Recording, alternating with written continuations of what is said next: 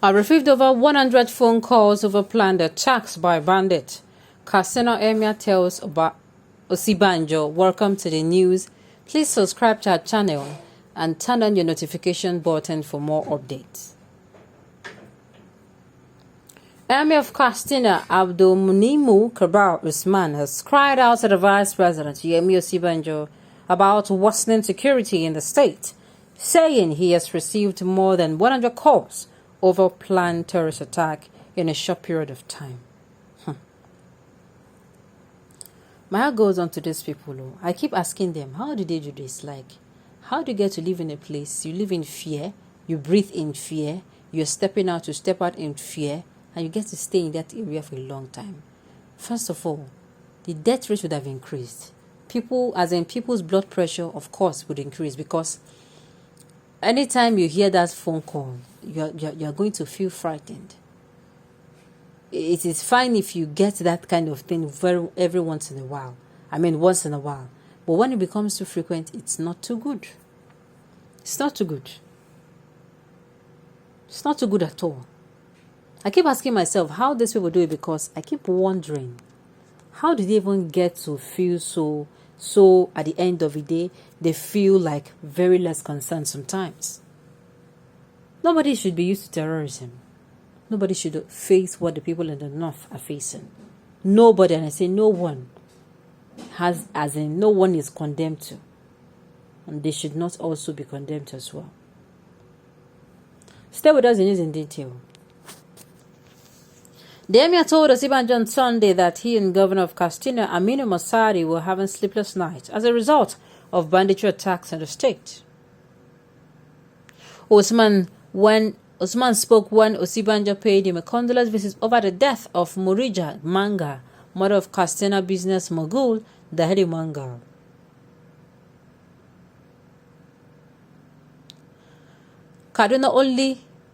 He said, I have just come back from Katsina only to be surprised by receiving over 100 telephone calls on planned terrorist attacks, which is the order of the day.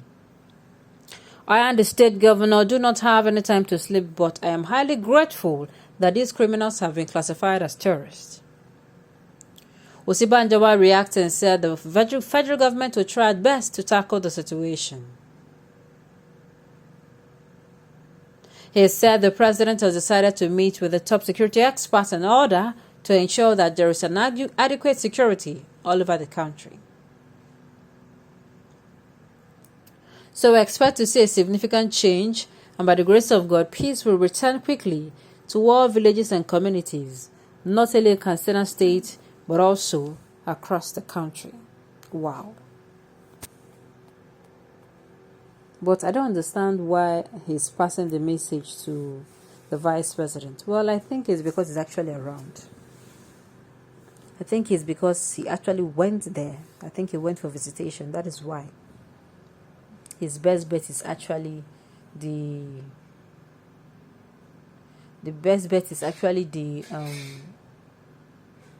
what's it called? The best bet is actually to tell him, since he was present in the environment, he was actually there. So maybe they were telling him so that when he gets to, Aso Villa, he was going to be able to tell the president. A misplaced appeal. Who between the president and VP is the commander in the... That's exactly. But like I said, maybe, just maybe, he is telling the vice president. So the vice president will in turn know how to table it before the president, so that the president will give it the attention it deserves. Just maybe.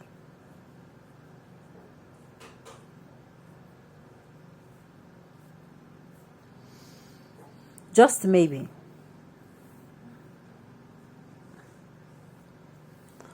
So at the end of the day, Katsina government, the whole place that the president came from,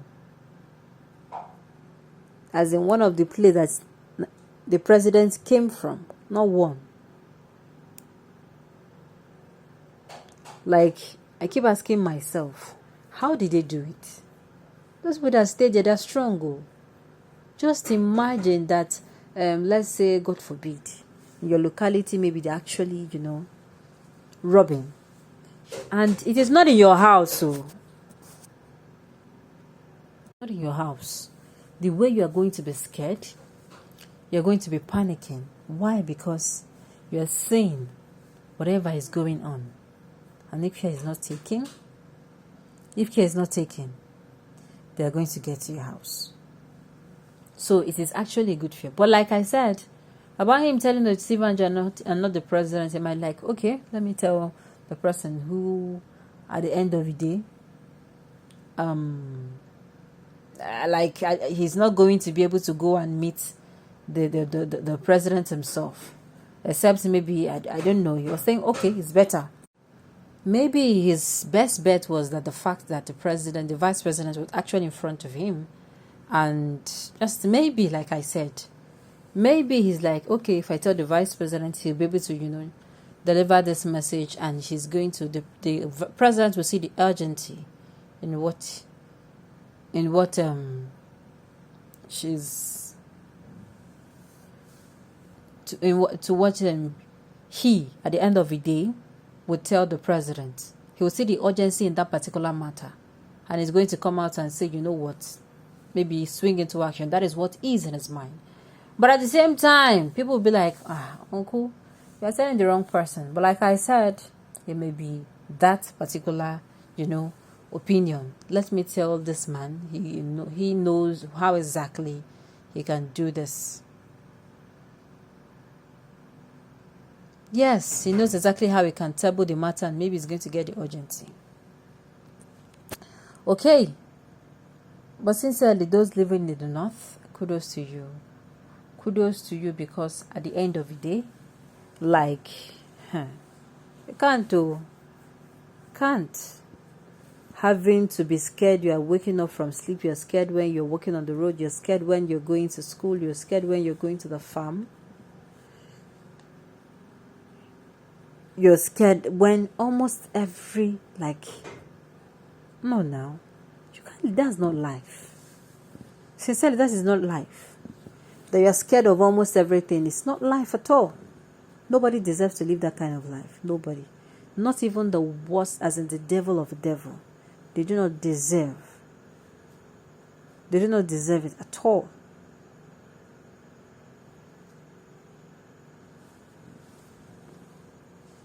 So at the end of the day, let's see, maybe Osinbajo that he told, let's watch it. Maybe he's going to present the matter to the government, and it will swing into action. We'll now say, okay, if it happens, then I'll now tell you people, I told you, it is because so that they're going to be able to, get swift actions, because the matter is a matter of urgency. Okay, on this note, we have come to the end of the news. We say thank you for tuning in to listen. Until I come your way next time, and enjoy the rest of the day.